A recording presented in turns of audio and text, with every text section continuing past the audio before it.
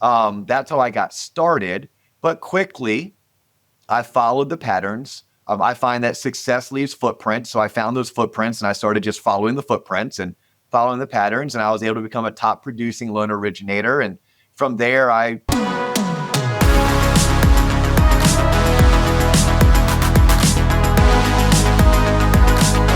What's up, everyone, and welcome to the Local Marketing Lab, where you get real-world insights from industry pros to help you drive local revenue and local growth.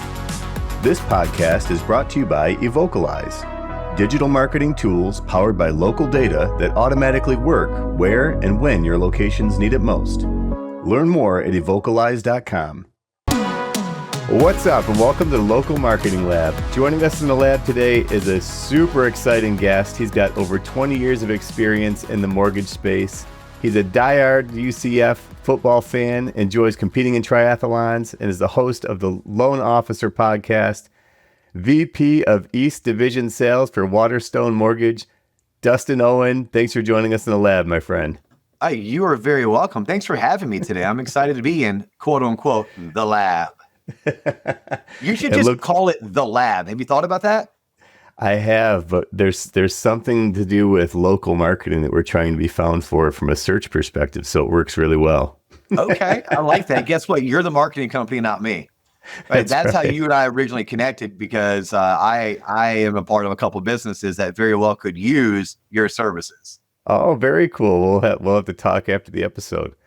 I did hear you give us a shout out randomly on one of your episodes recently, so it was kind of cool to hear. Yeah, truth be told, the mortgage company that I'm affiliated with, Waterstone, you've already mentioned it.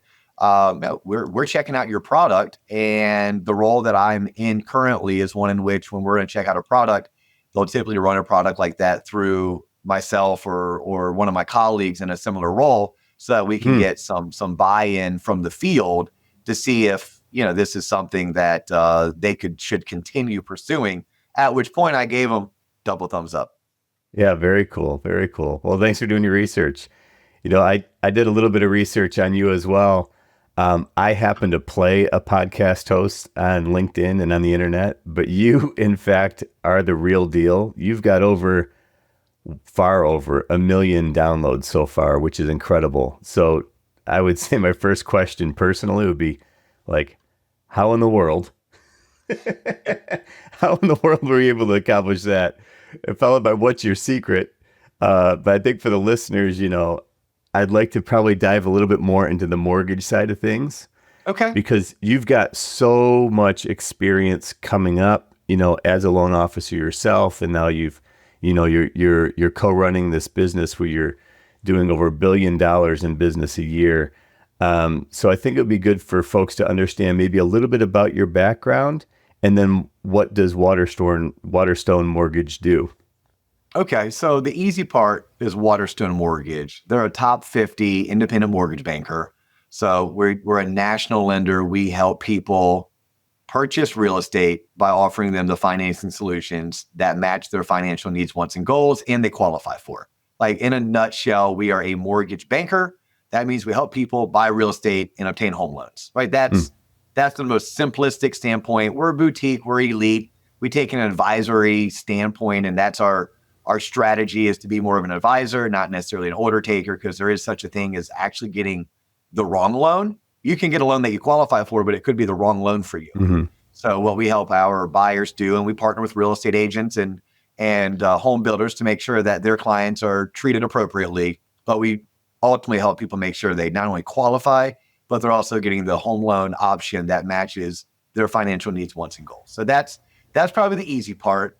Loaded question is, who am I, or what's my background? I mean, you want to go all the way back. I'm a son of a school bus driver and electrician who grew up understanding that he wanted financially more in life. I wanted everything my parents had, but then I wanted more financially, and I was always drawn to careers that would put myself in a situation where I could work with money, I could coach and talk to individuals such as myself about money-making decisions, financial literacy. And I didn't know really what that looked like, but by about the age of 25, I was able to leave a career in advertising and enter the world of home lending, and really found my calling because I could leverage the master networker, the independent entrepreneur salesperson, with also someone who works with the consumer, teaching them how to purchase real estate, how to budget, the basics of credit, the basics of saving for retirement, while also having a career that had unlimited income potential, right? So that's my background. And I started 20 years ago as a rookie loan originator. Like I was broke, I was scared, I was lost. It took me 2 years to figure it out. That was 2 years of me going $10,000 in credit card debt. That was 2 years of me deferring student loans, of me cutting off cable before like it was cool to do. Like now it's cool to do because we have Netflix and Hulu and YouTube TV, but it wasn't cool to do that back in the early 2000s. I had friends who wouldn't come over to my house to watch UFC because I didn't have one of those things called a flat screen TV. And occasionally I would find ways to go do manual labor on the weekends if it meant I could bring home a couple $100 to my family because my wife was pregnant with our oldest, right? Like, that's how I got started. But quickly, I followed the patterns. I find that success leaves footprints. So I found those footprints and I started just following the footprints and following the patterns. And I was able to become a top producing loan originator. And from there, I became a producing manager. And then from there, survived the crash of 2008, 2009, rebuilt, found a couple partners, found a good corporate umbrella to operate under. And we built out what is essentially now a region of mortgage branches with 70 other mortgage loan originators. And we have a team that's built to fund $1 billion a year. Last month, we did right at $70 million in production. Considering this is one of the worst years in terms of home sales in 40, $70 million in a year like this is pretty much like 125 million in a normal year. So we've built something pretty cool and have a really cool story to tell. And we did so by hiring, empowering great people. So there we go. I hit Waterstone and I hit a little bit of a background on who I am. You mentioned podcast. Yeah, about 5 years ago, 4.5 years ago, I was at a point in my life where I was not having as much fun as I wanted to. I had hit a savings goal. There was other things I wanted to do in my career. I didn't know what they were just yet, but I knew I wanted to do something different. And at that turning point, one of the things that I did to start having fun is I started creating content. And at the end of the day, I was creating content because I was like, well, at the time we had 48 mortgage loan originators who worked for us. I was like, well, at a minimum, I'm going to create content for them, right? Content that teaches them the things that they need to learn in order to be the best advisors to their clients, the best partners to their referral sources, to help them better understand the mortgage industry. And then I was like, well, those same 48 loan originators, we help 1,200 to 1,500 people become homeowners every single year. So I might as well make content for all of those homeowners. And our clients are home builders. Our clients are realtors, people who refer us consistent business, right? The borrower is our customer, but our client is actually the referral source. I'm like, well, let me just make content for them too. And then I started thinking more about it. And I hope this show is PG-13. I was like, so basically, Dustin, you're going to create a show that teaches the shit they didn't teach us in school. And I was like, yeah, I'm going to teach that. And I'm like, well, what's your style going to be? I'm like, well, I kind of like Joe Rogan and I kind of like Dave Ramsey. What if my style is Joe Rogan meets Dave Ramsey? So we decided, and we was my partner, John Coleman, a guy that I recently was introduced to. He came on a job interview. He and I hit it off. And I said, hey, do you know anything about podcasting? He's like, no, I know nothing about podcasting, but I can figure it out. I said, great answer. Let's rock and roll. So we started podcasting with all of that in mind, right? We're making content for loan officers, realtors, home buyers, homeowners, entrepreneurs, college graduates. Dave Ramsey, Joe Rogan have a baby. They come together. But this is, I think, what was key. We committed to 2 episodes a week. We thought about 1 a week. We thought about 3 a week. We decided 2 a week was doable. And without fail, we were going to do 2 a week. Come hell or high water, even during COVID and me getting COVID, we produced 2 episodes a week, every single week. And we are going to do so for 2 years. 2 years. I have a rule in business. It takes 2 years to do anything. Sometimes 3, sometimes 5. But at a minimum, it takes 2 years. So we are going to dedicate 2 to 6 hours a week. It was 2 hours for me. It was 6 hours for him because he had to actually produce the content. Mm-hmm. I just had to record it. So 2 hours a week for me, 6 hours a week for him. We're going to do it for 2 years, as long as we were having fun and as long as we didn't suck. And now we got to a point to where we're still having fun. I don't think we suck, and we keep doing it. 2 episodes a week, every single week. When I look back at the first 30 episodes, I'm like, oh my God, are you serious? But I think that's how life works. Like, we build things as we grow, we get 1% better. And if we can focus on small digestible changes, then after the course of 6 months, 18 months, 24 months, we can be amazed at how far we've come at anything in life. So there's your backstory. And I'm sorry, I keep on doing this to the audience. My camera, someone hit it, I guess, the cleaning crew. And it is like, there we go. My camera is like all discombobulated. And I'm sitting here playing with it, which is at least real. It's just not overly professional. So, all right, we're good now. It has a slow drift. Like every time for the listeners, every time you adjust it downward, it slowly drifts upward. Yeah, it doesn't do that typically. I don't know what transpired, but let's see. No biggie at all. It makes things interesting to the viewers. There you go. It looks like it worked. It's like the Blair Witch Project. You remember watching that like back in the early 2000s, the horror flick that, it's kind of like, that's our actual, our creative preference today is to give everyone a camera that, we're called, oh, what's going on? Is there an earthquake in Florida? We're like, no earthquake in Florida. We have hurricanes. All right. California gets the wildfires and they get the earthquakes. That's right. All right, go ahead. I'm sorry. I believe Blair Witch Project was one of the first viral marketing efforts where they had the movie and a website to go along with it to kind of substantiate things. I remember that as a kid. Anyways. I know as an avid UCF fanatic, that it was a couple of kids from UCF that put on the Blair Witch Project. Yeah. Very cool. Very cool. Yeah. Awesome. So a couple of things that you touched on. So your background, you've come up doing this on your own. You've become a solid expert in the space, a thought leader in the space. You take your knowledge, you teach your own team how to grow, and then you also create content for folks to teach them in the industry, whether it be buyers or sellers, different audiences. You've seen a lot of what works, a lot of what doesn't. So I'd like to get from you, like, what do you think from a local marketing standpoint, if you can give 1 or 2 things that you think really move the needle, like what would those things be?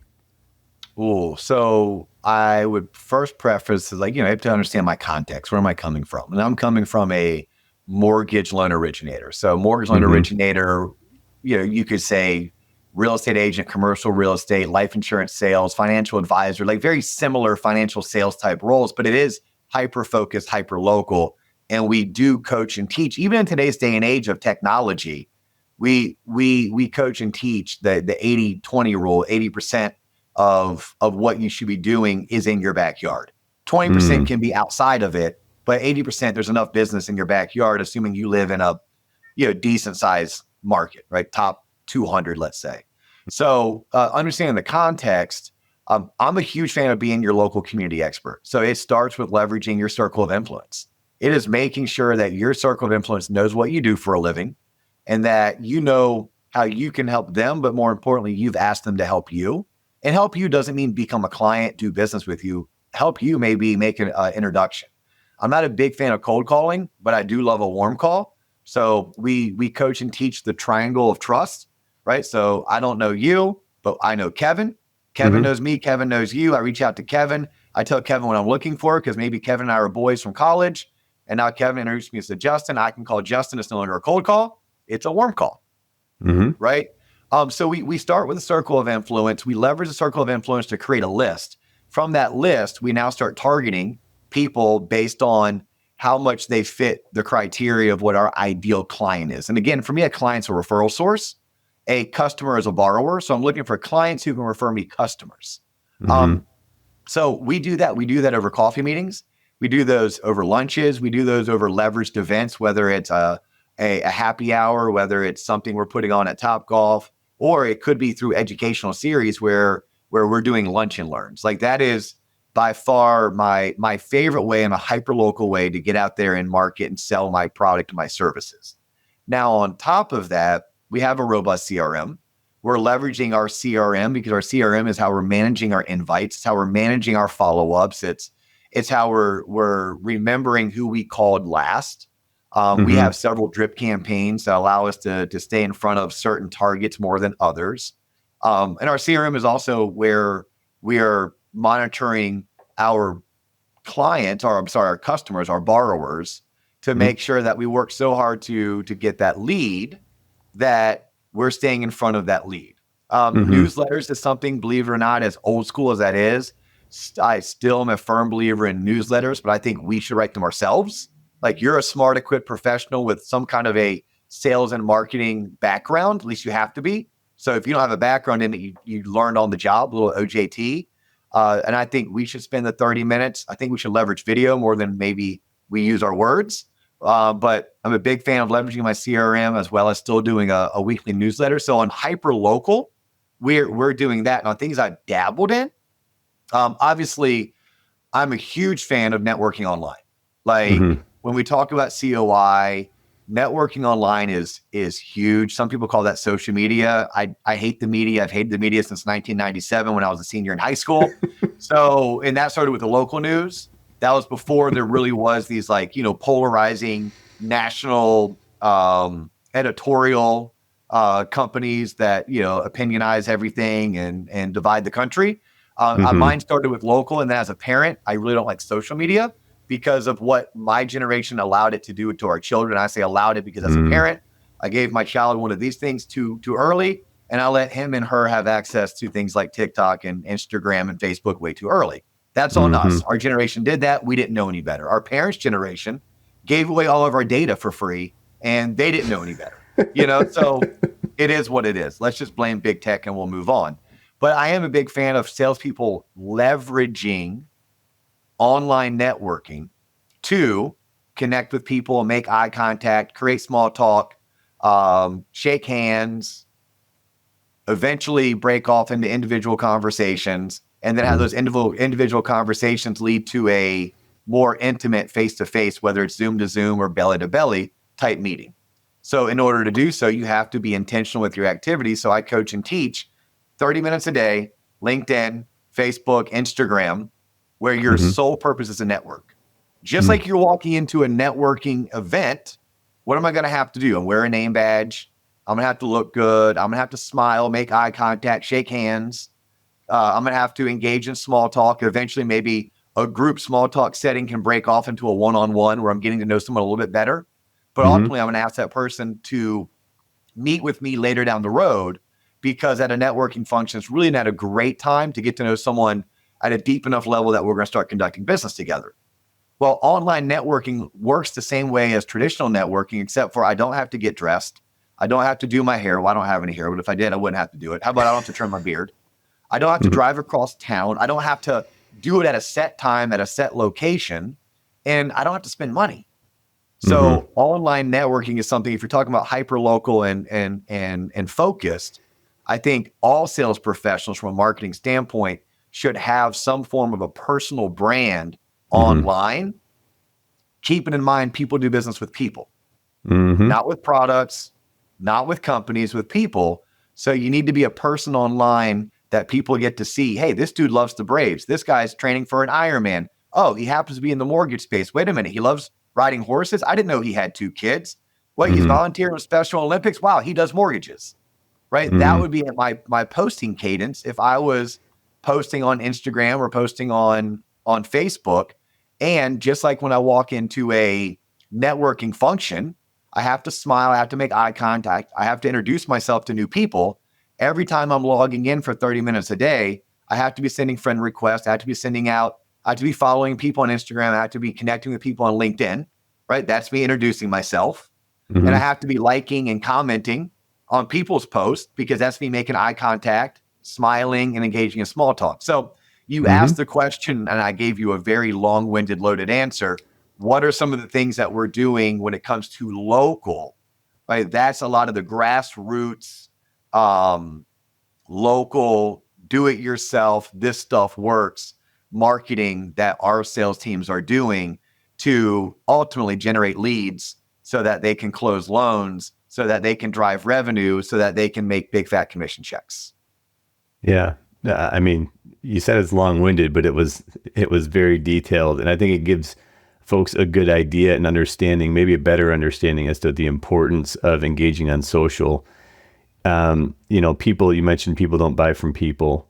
People don't buy from businesses. They buy from people. They buy from folks who make them feel a certain way, who build trust. The most important thing that you can market is yourself, is something that I always say too. And it's whether I'm marketing myself on LinkedIn, Facebook, Instagram, no matter what the channel is, you're putting yourself out there and you're building a personal brand. You're giving people insight into your life, into the human version of yourself. It's not just a digital persona. You're showing that you're human, and people connect with that. And as you engage with them, they also remember how you make them feel. So if you make people feel a certain way, feel happy, feel like you're giving them the time, feel like you're investing in them, they will give it back. And that's how trust and relationships are built online and offline. Correct. And especially more today than even 20 years ago. But I mean, 20 years ago, you and I were being taught things like your net worth is the sum of your network, right? What did that tell you? He or she with the most friends wins. He or she with the most friends also has the most opportunities. He or she with the most friends more than likely has the most money, the most net worth.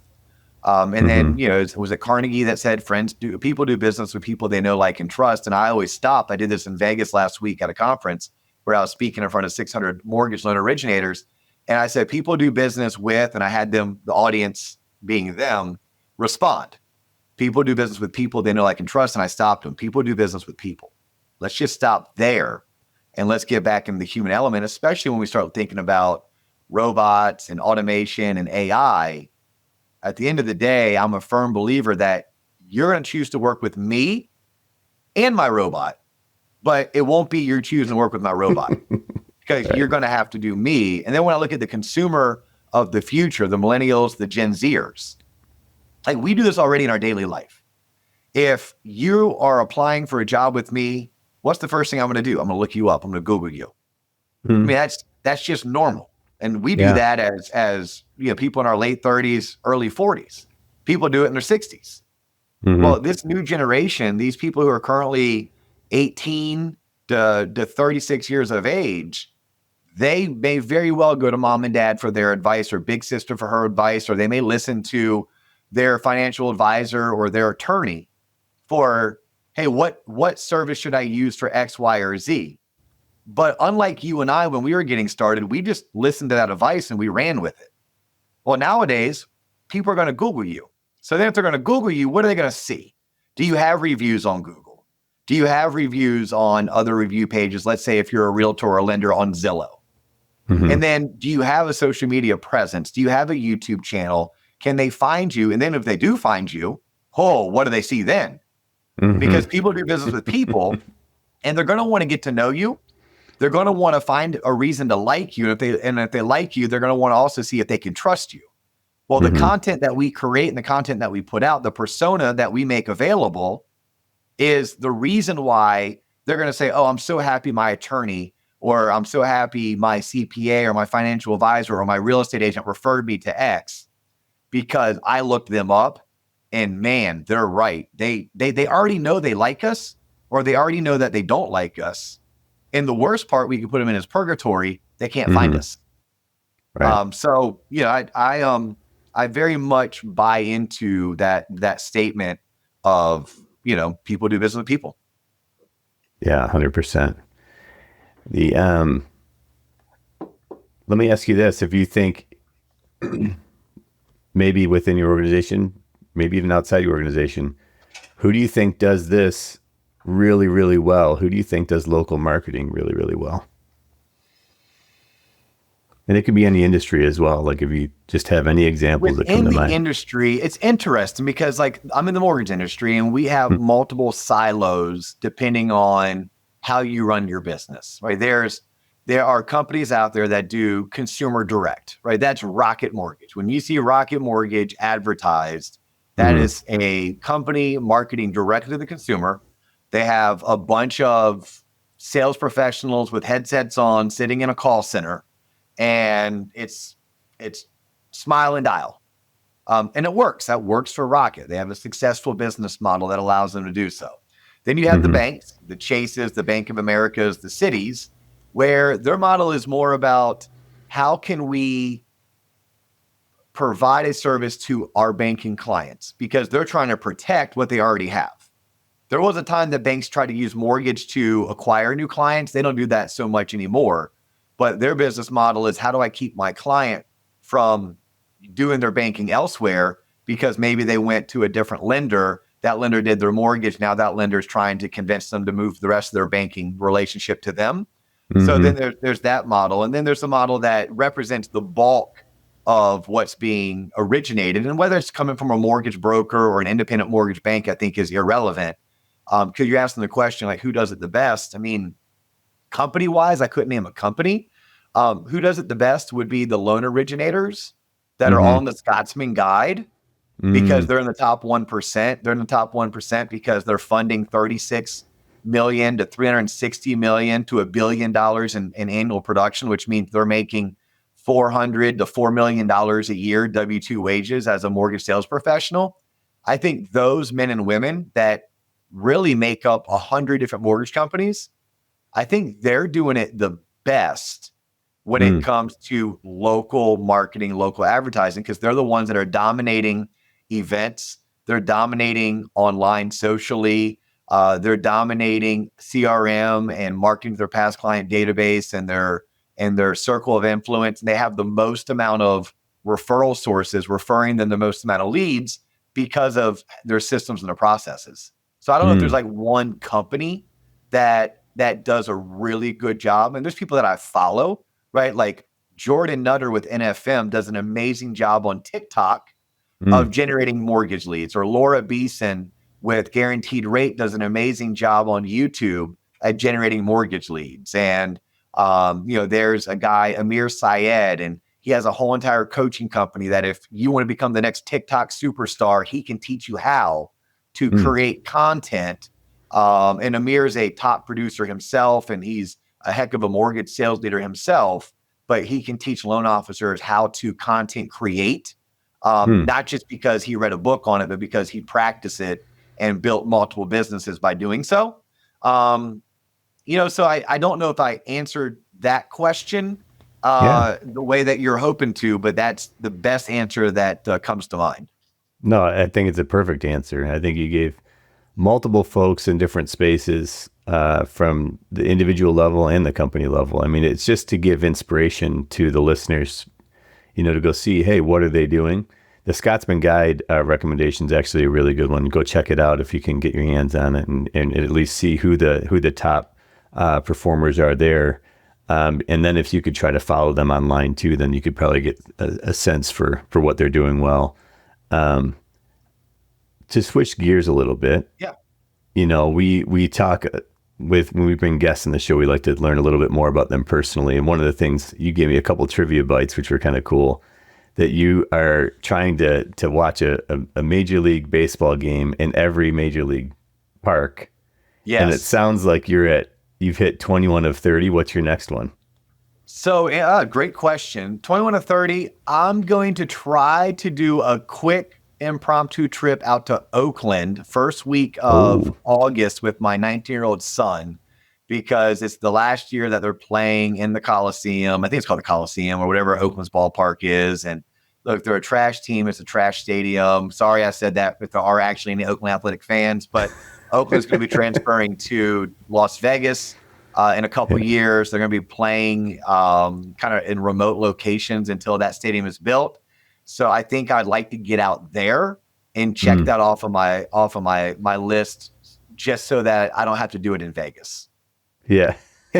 Well, I'm not opposed to going to Las Vegas. I love Las Vegas, but I feel like I would have missed out on that opportunity. Because I've been able to, I went to Old Yankee and New Yankee. I've been to all three of the Atlanta Braves stadiums, and I've been to both Miami Marlins stadiums. But I wasn't able to get to Old Kaminsky. I had to go to Guaranteed Rate Field when I went and saw the White Sox.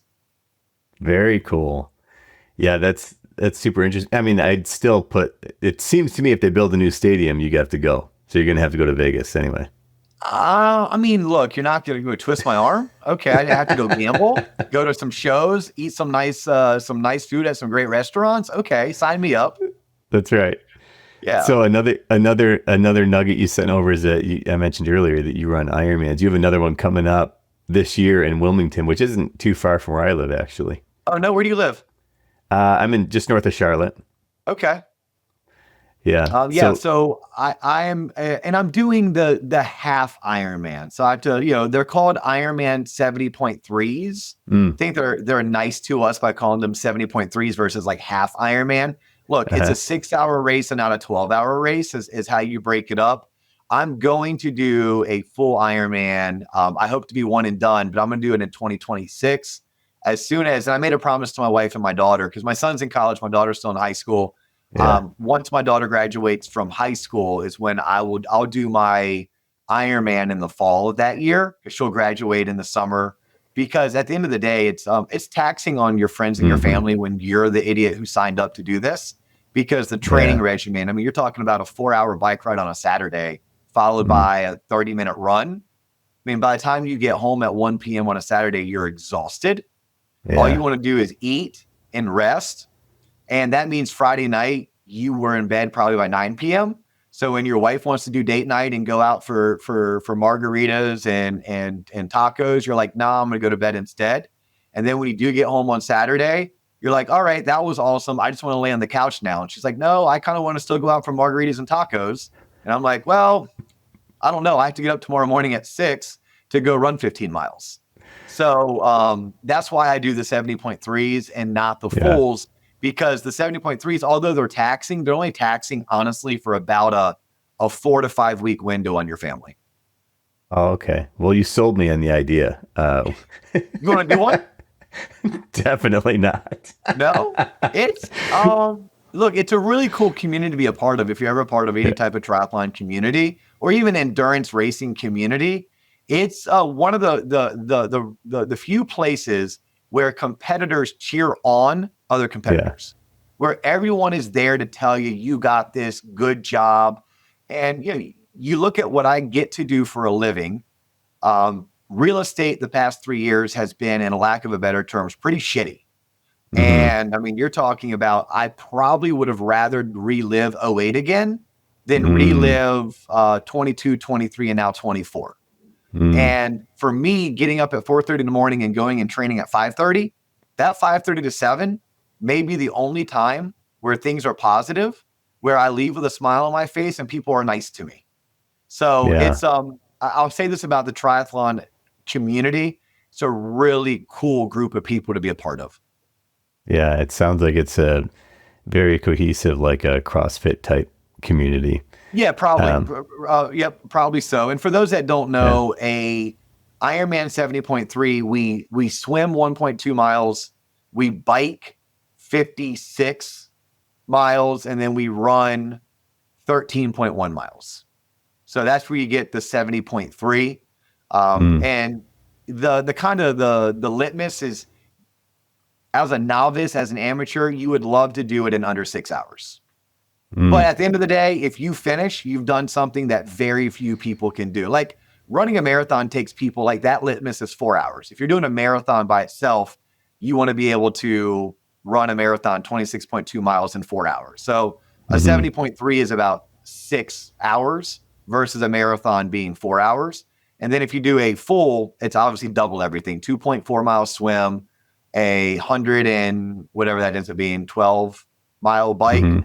And then it's the 26.2. Like your race ends with a marathon at the end. So it ends up taking somewhere around 12 hours, but obviously some people take 16 to 17 hours, at which point, if you finish an Ironman, you've done something that very few have ever accomplished from an endurance standpoint. Well, I thought it might be cool to show you maybe finishing, the race within 5 hours and 45 minutes. Whoa, who's that? Who is that dude? I threw in the AI. That's you. Is that you? That's you, Spoljack. Who is that? I tried to create an AI image of you finishing the marathon or the Ironman What was hilarious is when I was pulling the images together, you type in some prompts and it had images of Iron Man from Marvel, like running races. Okay. But Well, anyways, that dude, that is an AI image because that is my face and head and beard. Those are my teeth. I know that because I spend $15,000 on those teeth every 10 years when I have to get new ones because all of my teeth are dental implants. That's a whole nother story, whole separate podcast episode. And I uh, would love to be that jacked. I'm a pretty lean person, but I don't know if I'm like that dude. By the way, that's a lot of muscle mass to have to get to around. lug around. And Yeah. did I tell you that I wanted to do Wilmington and 545? Was that part of my intake form, No, or did you just no. guess it? I just guessed it because you just Yeah, threw out six. my first time running Wilmington, that was the first race I ever did. Like I didn't do anything. I had never done a sprint. I had never done an Olympic. I'd never done an official race. And I show up. My only training was a PDF that I downloaded for free that was originally written in 2012. And I followed that. I wasn't a part of a club. I didn't have a coach. I was basically just training on the local trail and in the local, swimming pool at the LA Fitness. And I roll into Wilmington, North Carolina, asked a ton of questions, and I was able to finish in 5:58. And I was like, oh my God, mind blown. Because I thought I was Wow. going to do it in 6:30 based on my training. There's a big difference between training in the heat in Florida versus doing the race in better weather in Wilmington, North Carolina in October. So Mm-hmm. then the following year I trained, and this time I joined a club and I hired a coach, but this time it was in Augusta, Georgia. Well, Mm. Augusta's way hillier and way hotter, which impacts your time. But I was Yeah. able to do Augusta like 2 minutes faster than I did Wilmington. But I'd gone Wow. into Augusta feeling really good that I'm like, I'm going to do this in 5:45. Well, I did, right? I failed the 5:45, but that's when I learned the lesson. This is a great business lesson. Like, I can't compare last year's race to this year's race because everything changed about it, right? Like, what changed about it? The weather changed, right? The course itself changed. And how many of times are we trying to compare ourselves in business to what I did last year? But last year was a different economy. Last year was Mm. different interest rates. Last year was different consumer sentiment. Mm-hmm. So it may be a losing proposition to try to compare. Or if I do compare, then I have to be able to put in some kind of a variable that allows me to correct for the environmental changes. So long story Mm. short, I didn't do 5:54, but now that I'm going back to Wilmington, Wilmington's known to be an easier race. It's a PR race, a personal record race. So Mm. 5:45 is my goal. Yeah. Well, I know you could do it. I thought it'd be good to show you an actual visual so you could I visualize the like that. win. Well, thank you. Yeah. And I'll work on getting that jacked too.